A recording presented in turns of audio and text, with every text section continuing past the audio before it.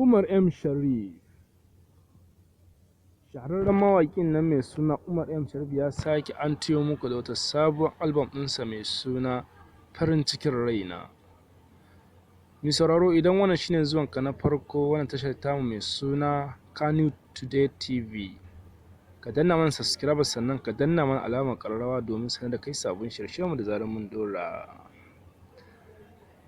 Fitaccen mawaƙin nan UMAR M SHARIFF ya sake sambaɗo muku antiyo muku da album ɗinsa mai suna Farin Cikin Raina, wanda a yau da yamman nan ya sake su.